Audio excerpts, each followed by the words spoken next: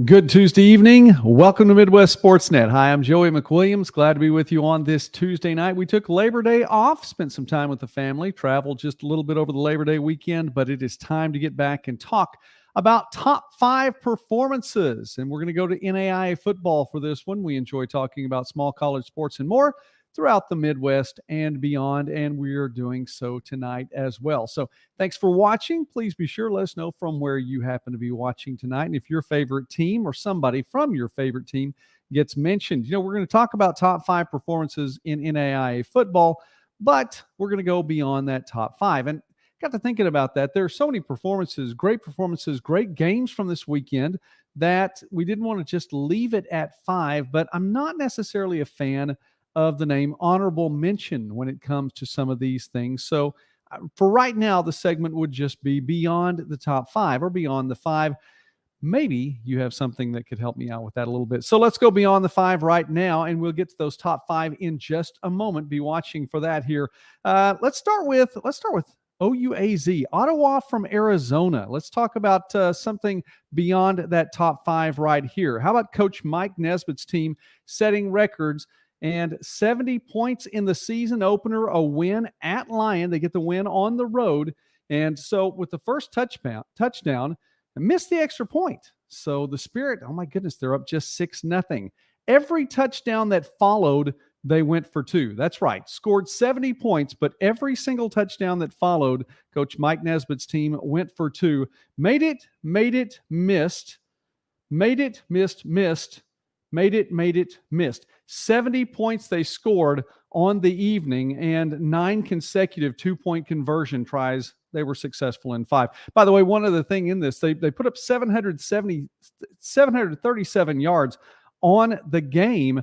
Tyrell Sturgis-Kofer, 8 rushes for just 86 yards, but he had 4 touchdowns on the day. Congratulations to OUAZ on the season opener. The Georgetown Tigers are 2-0, and Coach Oliver's team is looking good. The defense is looking very, very solid for Georgetown, but you have to get some credit. Let's go to Drew Hart's, 10 for 13 on the day, 140 yards passing, 4 touchdowns, no interceptions. So a good day for Hart's there.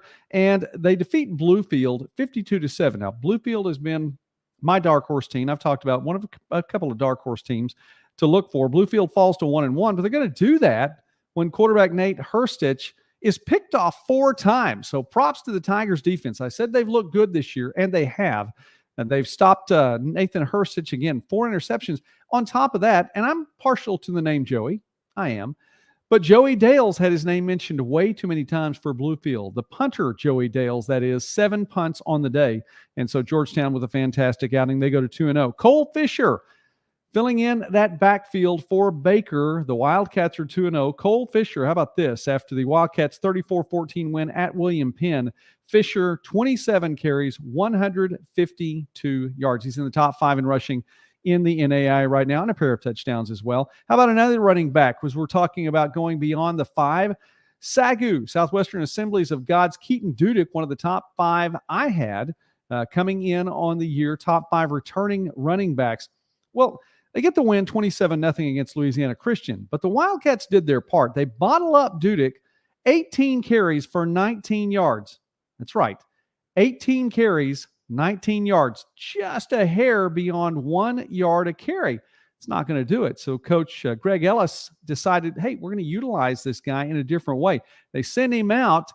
They find a way to get the ball to him through the air. 7 receptions, 106 yards on the day through the air. So way to utilize the athletes that you have in your stable. Good job for Coach Ellis there. And SAGU moves to 2-0 on the year. How about Thomas More get the first win of the season as the Saints are now 1-1, 31-28 victory at Kentucky Christian. Props going out as we go beyond the 5 to Blaine Espinosa, 25 for 38 passing for 241 yards on the day, 3 touchdowns, 2 interceptions though. But the Saints found themselves down at one point, 28-10. So they're trailing in the second half, 28-10. They need to get points. Espinosa found Dowdy. Raquez Dowdy, 3 touchdown receptions in the second half. All 3 of Espinosa's touchdown passes went to Dowdy in the second half. Dowdy with 8 receptions, 91 yards, the 3 touchdown receptions, and the Saints go up by 3, win it 31-28. So props to Thomas More getting their first win of the year. How about Clark getting the first win of the year as well? The Pride going to 1-1, and they find themselves down late in the game, trailing Missouri Valley at home in Duquesne 30-24. Late. Brandon Mueller, senior quarterback. He's had a great day so far. He's gone 29 for 41, 311 yards passing, 3 touchdowns, just 1 interception on the day. Mueller driving the Pride down the field, gets hit pretty hard. He's slow to get up. And so in comes the junior, Kenyon Williams. 1 play, 1 throw, 1 for 1 on the afternoon, a 10-yard touchdown strike. The Pride go up 31-30. How about that? Now, we have to understand. Now, Williams was a quarterback, played in pretty much every game last year, threw for 1,700 yards last season, 11 touchdowns as well. However, it's a big win because for Clark, it's their first ever victory over Missouri Valley. Just the 6th win in program history as well. Williams comes off the bench, does exactly what he needs to do. How about knowing your role? And at this point, his role was to come off the bench. But when you're ready to play, you need to be ready for the moment. Kenyon Williams was ready for the moment and threw the touchdown pass, the go-ahead pass, the game-winning touchdown pass, the Pride with their 6th win in program history. That's right, 6th win in program history, 1-1 now on the season, match the win total from last year. And of course, we would be remiss if we didn't talk about Morningside and Northwestern. Number 1 versus number 3 went back and forth. Looked like Morningside was just going to push themselves away and distance themselves from the Red Raiders. Northwestern was having none of it. Let's talk about the quarterbacks here as we go beyond the 5. Joe Dolencheck, 27 for 35, 355 passing on the day, 3 touchdowns, 1 pick. Blake Fryer, 19 for 31, 227 passing yards on the day, had 2 touchdown passes, no picks.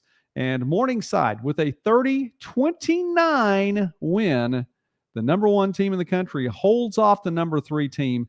It was just a point difference in this one, and has been in the past. It is very likely this is simply a preview in game 1 of a playoff matchup somewhere down the line, and the way it's set up. And it would be really neat to get to see these 2 teams play each other for a national championship.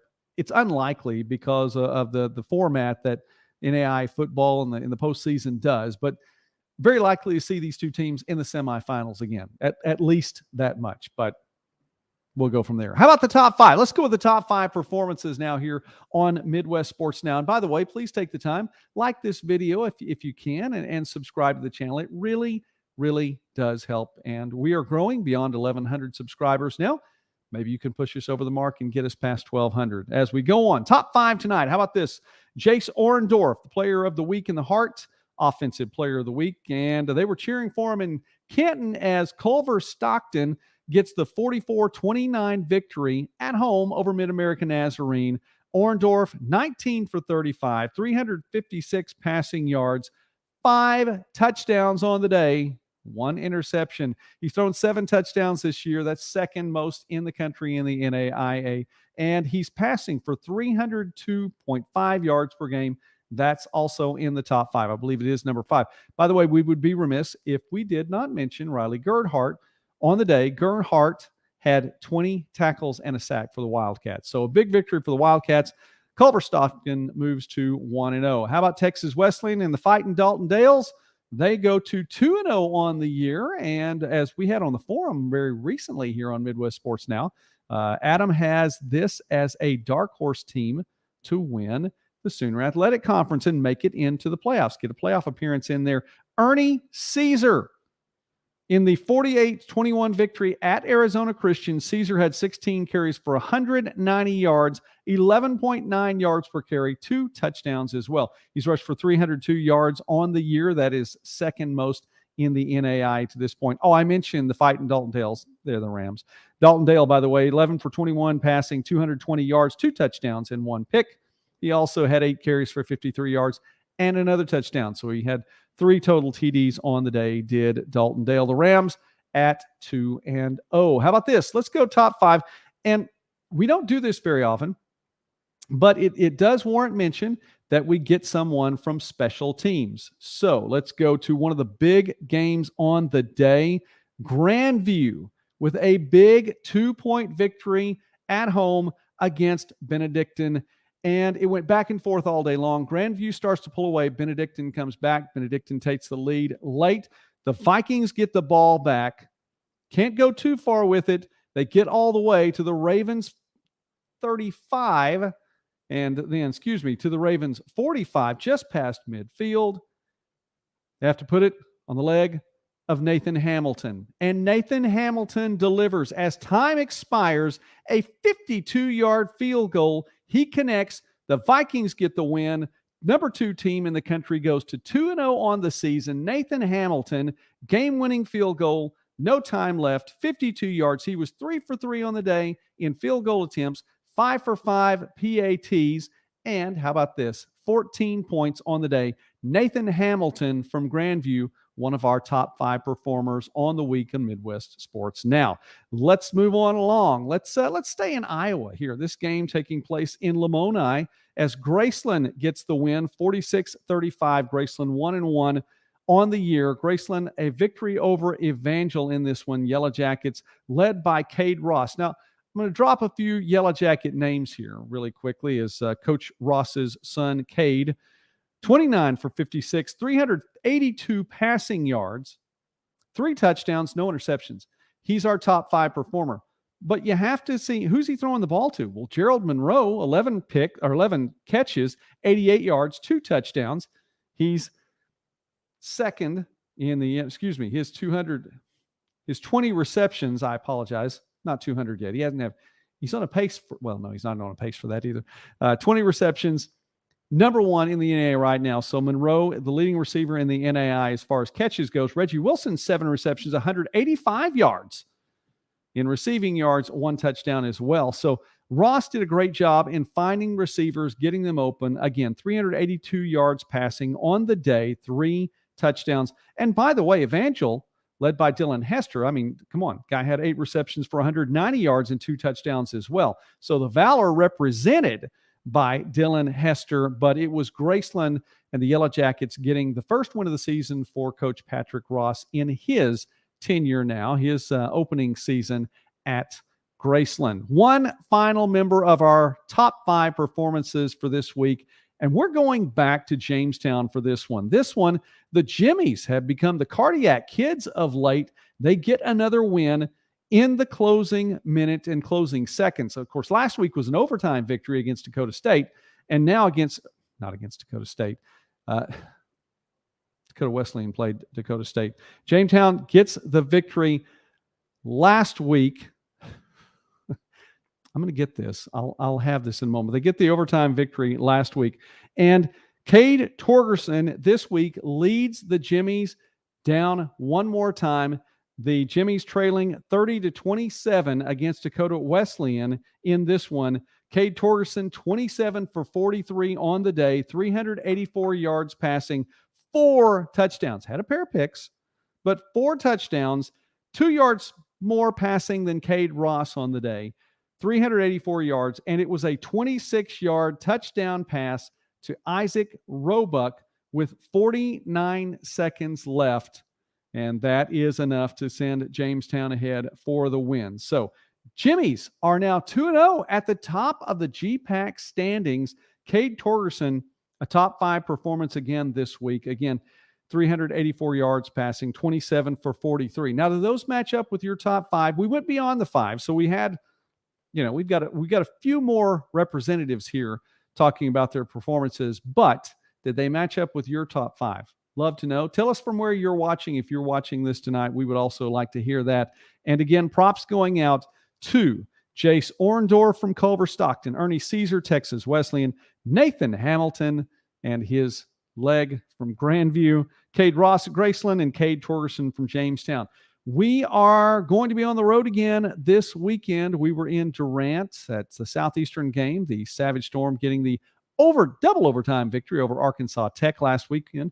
What's it going to be like this week? We'll tell you a little bit more as we go along, and we'll get to visit with some more people here before Saturday. So keep that in mind.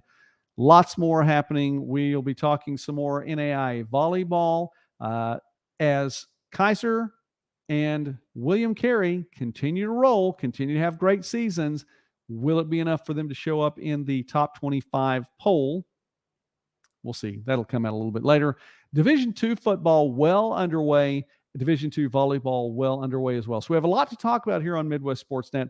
Thank you for watching tonight. If you're watching the replay and you've stuck around this long, my goodness, thank you very much. I appreciate that. You're a trooper. So keep it right here on Midwest Sportsnet. Please do take the time, like the video, subscribe to the channel. We would appreciate that. It definitely does help. God bless you. Have a great night. Remember our top 5 performances here on Midwest Sports Now.